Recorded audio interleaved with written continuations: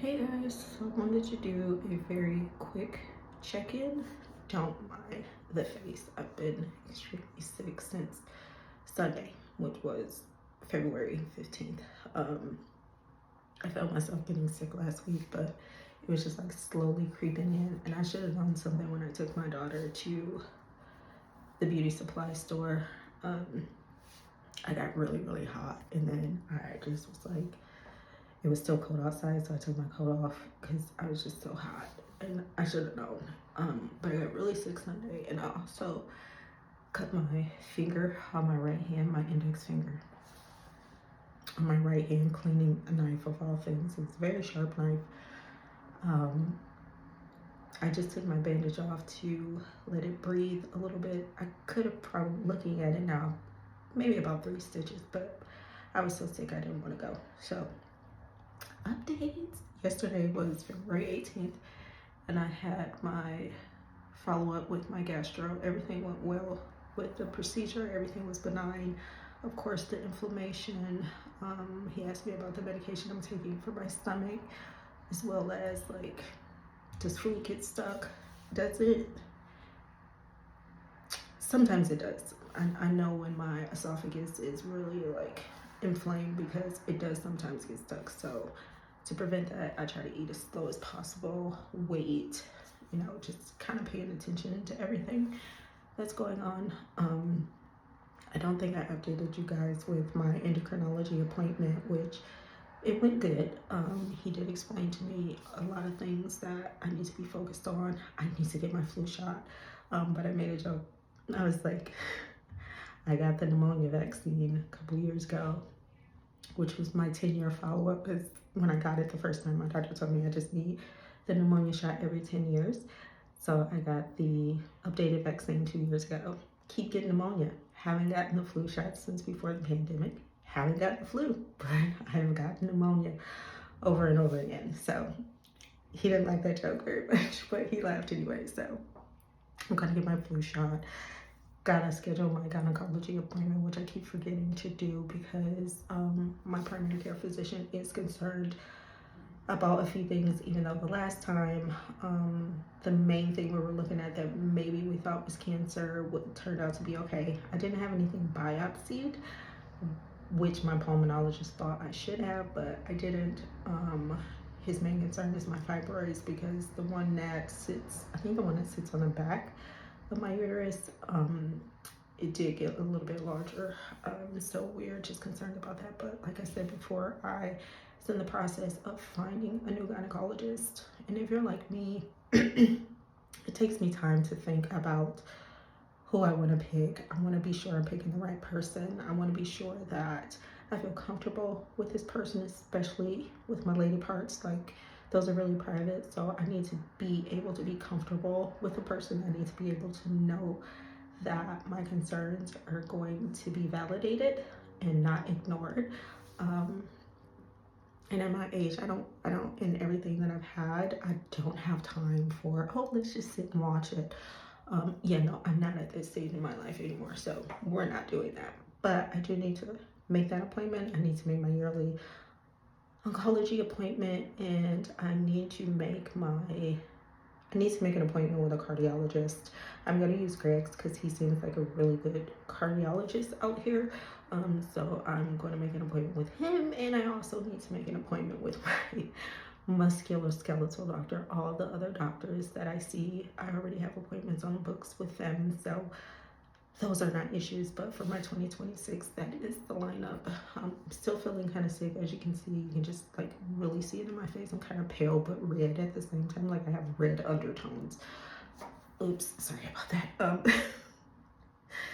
Finger really hurts. I can't bend it, so what I've been doing is putting gauze on it, wrapping it with medical tape, and then using I just bought from Amazon the self-adhesive gauze to put on top of that to keep my finger stabilized, so it's not constantly moving, because where I cut it is right above the crease. The knuckle is right above that, but it kind of goes diagonally, so it really freaking hurts. So moving it is not advisable.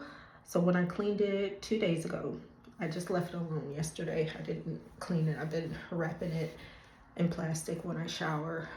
But when I cleaned it the other day, I just poured peroxide in it. I have been using antibacterial cream before I put the bandaging and stuff on. Probably what I'm gonna do tomorrow is just let it kind of air dry for a couple of hours just to see if it'll start closing up. I know it's gonna take a long time and it's gonna take extra long for me because of my blood disorder. It always takes longer for me to heal. I've always been that way.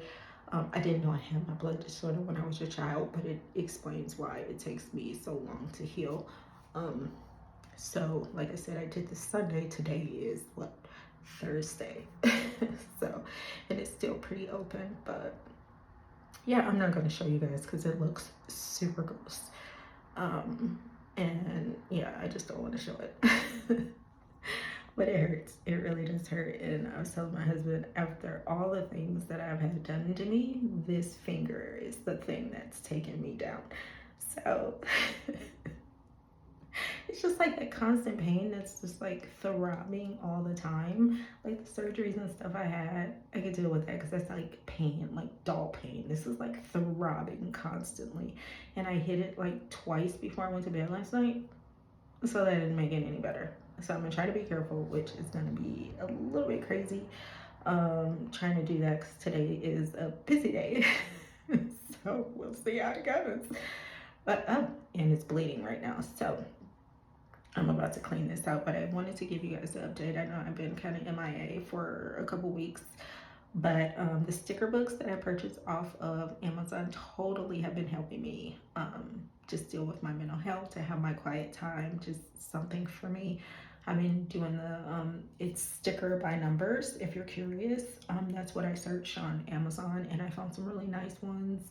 I got the butterflies, botanical ones. I have some with animals, and I have a book, a big book that's like a variety of like forest like creatures, just like, yeah. And it's really relaxing along. I do, ooh, sorry if you guys saw that, but I do have some coloring book, adult coloring books too, and I haven't used those in a while, but I like the sticker books better. So if you're just looking for a pastime, it's kind of like putting together a puzzle because it's like sticker by numbers, so it's really cool without the frustration of putting together a puzzle because everything is numbered. But yeah, if you're looking for something to do, if you're a kid, teenager, young adult, grandmother like me, I think they're pretty cool, and they do help to relax me when I'm well enough to do them. So again, today's Thursday. I think it's February 19th. So I hope all of you are doing well. I hope all of you are healthy. I hope all of you are safe. It's really hard doing that in this world right now. So just know that my heart's with all of you. I'm hoping everything is well for you. I'm getting better. I was able to finally take my morning pills this morning. I just haven't been able to take any of my medications because I've been so sick, and it's like a waste of money throwing up your pills. So I'm able to take them this morning. So I'm glad about that. And I've been taking my electrolytes to kind of help me feel a little bit better too. But we'll get into why it's so important for me to take my vitamins. And it has a lot to do with my health prior to the colon cancer, and the part of my colon that holds nutrients is now gone. So yeah, we'll get into that one day. But if you know, you know. I'm just gonna say, if you ever had colon cancer or had to have colon surgery, you know. But anyway, love you guys. Thanks for watching. I'll try my best to keep you guys up to date even when I'm sick. I'll try my best to post something. So until next time, bye.